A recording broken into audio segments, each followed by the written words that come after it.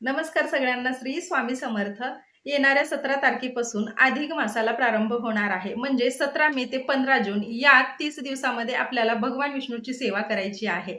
तर बघा, माता लक्ष्मीला भगवान विष्णूची सेवा अतिशय प्रिय असल्यामुळे आपल्याला या महिन्यामध्ये भगवान विष्णूची सेवा करायची आहे. त्याने माता लक्ष्मी प्रसन्न होऊन आपल्या घरामध्ये जी काही आर्थिक टंचाई आहे किंवा कोणत्याही सांसारिक अडचणी आहेत, तर त्या दूर होण्यास मदत होते. आपल्या घरामध्ये अन्न-पाण्यामध्ये जी काही कमतरता आहे, कमतरता भासत आहे, तर ती देखील दूर होण्यास मदत होते. म्हणून या महिन्यामध्ये आपल्याला भगवान विष्णूची सेवा करायची आहे आणि माता लक्ष्मीला प्रसन्न करायचं आहे. त्याचबरोबर आपल्याला आपलं गुरुबळ स्ट्राँग होण्यासाठी आपल्याला आपल्या गुरूंची देखील सेवा करायची आहे. तर आता बघा, गुरूंची सेवा, देवतेची सेवा किंवा तुम्ही कोणत्याही ग्रंथाची सेवा या महिन्यामध्ये करू शकता. या महिन्यामध्ये काहीही न विचार करता तुम्ही तुमच्याकडे जे काही ग्रंथ आहेत, तुमच्या घरामध्ये जेवढे ग्रंथ आहेत, तर त्याचे तुम्ही पठण न चुकता या महिन्यामध्ये करू शकता. त्यामध्ये तुम्ही 3-3 दिवसाचे पारायण केले किंवा 7-7 दिवसाचं पारायण केलं तरी चालेल. तर या पद्धतीने तुम्ही प्रत्येक ग्रंथाचे पठण या महिन्यामध्ये करू शकता. बघा, श्रावण महिन्यामध्ये पण आपण अशीच सेवा करत असतो.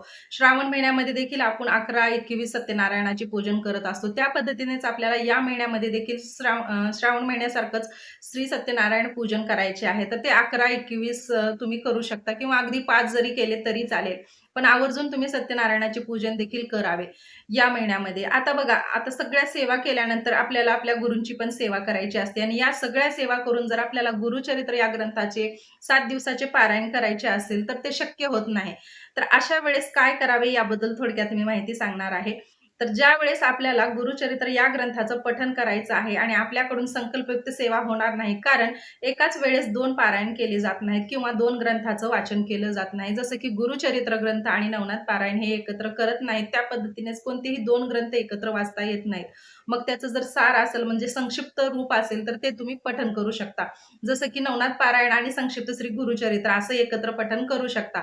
पण दोन्हीही मोठे ग्रंथ जर एकदा वाचायचा असेल किंवा 2 पारायण जर करायचे असतील, तर ते एकाच वेळी केले जात नाहीत.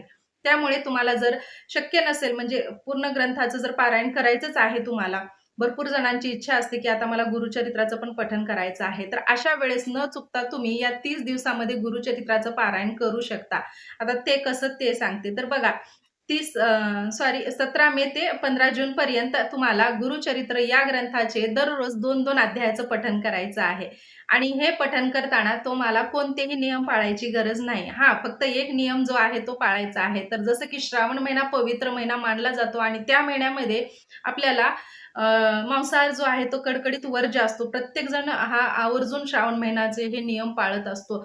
त्या पद्धतीनेच या महिन्यामध्ये आपल्याला मांसाहार जो आहे तो वर्ज्य करायचा आहे. तसंच तुम्हाला या या अधिक महिन्यामध्ये मांसाहार वर्ज्य करून तुम्हाला या ग्रंथाचं पठण करायचं आहे. गुरुचरित्र हा ग्रंथ भरपूर असा प्रभावी आणि पवित्र ग्रंथ आहे. म्हणून हे ग्रंथ वाचन करताना किंवा कोणतेही ग्रंथ वाचन करताना सहसा तर मांसाहार जो आहे तो वर्ज्य करावा. कारण खाऊन वाचन करायचं नसतं. बघा, आपण कधीही जेव्हा म्हणजे खाऊन वाचन जर केलं तर ती सेवा जी आहे ती आपल्याच मनाला आवडत नाही किंवा आपण देवाला स्पर्श देखील करत नाही. अशा पद्धतीने बघा, तुम्हाला हे जर म्हणजे नियम पाळणं शक्य असेल, तर तुम्ही या महिन्यामध्ये न चुकता या 30 दिवसाची सेवा करू शकता. तर आता कशी करावी? तर बघा, गुरुचरित्र या ग्रंथामध्ये 1 ते 53 अध्याय आहेत. तर हे 53 अध्याय जर वाचत गेलो, तर 30 दिवसामध्ये तुम्हाला हे पुढचे नंतर 23 दिवस धरावे लागतील. म्हणून 1-1 अध्याय न वाचता तुम्हाला 2-2 अध्यायाचं पठण करायचं आहे. म्हणजे 53 अध्याय जे आहेत, तर ते 30 दिवसामध्ये होऊन जातील तुमचे. 2-2-2 पठण केलं तरी चालेल. नित्यसेवा जशी करतो तशीच तुम्हाला ही पद्धत ठेवायची आहे. नसेल तर तुम्ही सकाळी लवकर उठून देवपूजा आवरून अगोदर 2 अध्याय वाचून घ्या, नंतर बाकीचे वगैरे काम करा आणि तुमची नित्यसेवा करा. असे देखील करू शकता आणि बाकीचे ग्रंथ दिवसभर जरी पठण केले तरी चालेल. या पद्धतीने तुम्हाला आपल्या गुरूंची सेवा करायची आहे.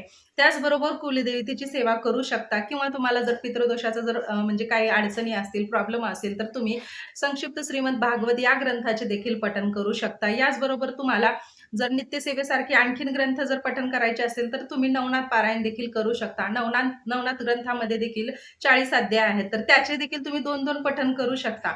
2-2, 2-2, 30 दिवसामध्ये बघा, 20 दिवसातच तुमचं ते तर पारायण होऊन जाईल. तर या पद्धतीने तुम्ही न कोणतेही नियम पाळता या पवित्र ग्रंथाचे पारायण करून या महिन्यामध्ये सेवेचा जो लाभ आहे तो घ्या आणि फळ जे आहे याचं अधिक भेटतं. कारण श्रावण महिना जसा म्हणजे सर्वश्रेष्ठ महिना मानला जातो, त्या पद्धतीनेच अधिक महिना पण श्रेष्ठ महिना मानला केला जातो, या महिन्यात देखील जितकी काही सेवा केली आहे त्याचं फळ आपल्याला अधिक मिळतं. म्हणून आपल्याला न चुकता या ग्रंथाचं पठण करायचं आहे.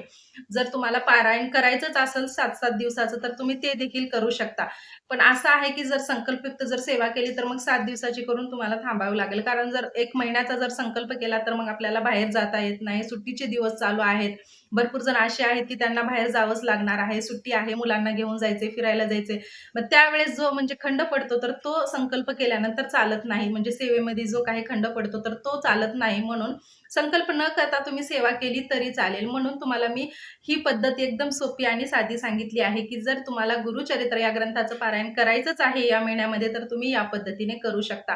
न चुकता तुम्हाला 2-2 अध्यायाचं पठण करायचं आहे आणि सगळ्यात म्हणजे छान ही सेवा आहे आणि सगळ्यात सोपी पद्धत आहे. बघा तुम्ही, आपल्याला गुरुचरित्र या ग्रंथाचे म्हणजे अध्याय जवळ-जवळ पाठ होऊन गेले आहेत. त्यामुळे तुम्ही न चुकता 2-2 अध्याय वाचायला जास्त वेळ लागणार नाही, तर तुम्ही 2-2 अध्याय वाचून हे पठण करू शकता. जर शक्यच नाही मग हे पण करणं, तर तुम्ही संक्षिप्त श्री गुरुचरित्र या ग्रंथाचे देखील तुम्ही एक-एक अध्याय दररोज वाचू शकता. बघा 1 ते 7 अध्याय आहेत संक्षिप्त श्री गुरुचरित्र या ग्रंथामध्ये, तर त्याचे देखील तुम्ही दररोज न चुकता 7 दिवस एक-एक अध्याय वाचन करू शकता. अशा पद्धतीने तुम्हाला दररोज न चुकता सेवा करायची आहे. आता कोणतीच सेवा होत नाही म्हणून असं बसण्यापेक्षा ही सेवा जी आहे ती एकदम चांगली सेवा आहे आणि त्याचं फळ देखील तितकंच पुण्यदायी आहे आणि फलदायी आहे. त्यामुळे न चुकता तुम्हाला ही सेवा करायची आहे. शक्यतो तुम्ही म्हणजे पारायण करताना मांसाहार जो आहे तो वर्ज्य करा. बाकीचे नियम म्हणजे पाळायचे असेल तर पाळा. कारण शेवटी सात्विकता महत्त्वाची आहे. बाकी तुमची इच्छा, तुम्हाला जसं म्हणजे करायचं आहे त्या पद्धतीने तुम्ही करू शकता. पण मी एवढं सांगेन की तुम्ही थोडी तरी सात्विकता पाळून हे ग्रंथाचं पारायण करावं. कारण शेवटी ग्रंथ हा ग्रंथच असतो. मग तुम्ही 1 वाचा अध्याय किंवा 2 वाचा, पण ग्रंथ हा ग्रंथच असतो. त्यामुळे थोडी तर सात्विकता पाळावी म्हणून मी तुम्हाला मांसाहाराचं सांगत आहे, की तुम्ही मांसाहार जो आहे तो वर्ज्य करावा आणि मगच ग्रंथाला म्हणजे ग्रंथ पारायण करायला सुरुवात करावी. तर अशा पद्धतीनेच मला थोडक्यात तुमच्यासोबत ही माहिती शेअर करायची होती. आणि बघा हा जो म्हणजे माहिती आहे तर खूप म्हणजे खूप मला तर आवडली. कारण या माहितीने बघा तुम्ही भरपूर जण आहेत, की गुरुचरित्र ग्रंथ जो आहे तो हात सुद्धा लावत नाहीत. कारण त्यांना नियम जे आहेत ते पाळणं शक्य नसतं. भरपूर जणांची फॅमिली जी आहे ती एकत्र असते, मोठं कुटुंब असतं आणि अशा मोठ्या कुटुंबामध्ये भरपूर ताई अशा आहेत, की त्यांना नियम पाळून पारायण करणं शक्य नाही. तर अशा ताईंनी आवर्जून या ग्रंथाचं, या पवित्र ग्रंथाचे 2-2 अध्यायाचे पठण करून हे पारायण तुमचं या महिन्यामध्ये होऊन जाईल. कारण जन्माला येऊन एकदा तरी गुरुचरित्र या ग्रंथाचं पारायण करावं असं मानलं जातं. म्हणून तुम्हाला मी सांगते, तुम्ही न चुकता या ग्रंथाचे 2-2 अध्याय दररोज नित्यसेवेसोबत तुम्ही वाचन केलं, तर तुमच्याकडून या 30 दिवसात या ग्रंथाचं पारायण, एक पारायण होऊन जाईल. तर अशी तुमच्याकडून ही पवित्र सेवा होऊन जाईल. तर या पद्धतीने आपल्याला आपल्या गुरूंची देखील सेवा करायची आहे. त्याचबरोबर कुलदेवतेची सेवा करायची आहे. त्याचबरोबर बघा कोणाला पितृदोष असेल तर त्याचं निवारणासाठी तुम्हाला पितरांची देखील सेवा करायची आहे. भगवान विष्णू, माता लक्ष्मी सोबतच आपल्याला सगळ्या देवांची देखील आपल्या घरामध्ये सेवा करायची आहे आणि या महिन्यामध्ये सगळ्यांनी सेवेचा लाभ घ्या आणि त्याचं फळ आपल्याला अधिक भेटणार आहे. म्हणून तुम्हाला ही सेवा करायची आहे. तर एवढीच माहिती तुमच्यासोबत शेअर करायची होती. व्हिडिओ कसा वाटला नक्की सांगा. माहिती कशी वाटली हे पण मला कमेंट्समध्ये सांगा. आणखीन काही मला प्रश्न विचारायचे असतील तर ते पण मला तुम्ही विचारू शकता. न काही विचार करता तुम्ही मला प्रश्न विचारा, मी त्याचं उत्तर देण्याचा प्रयत्न करीन.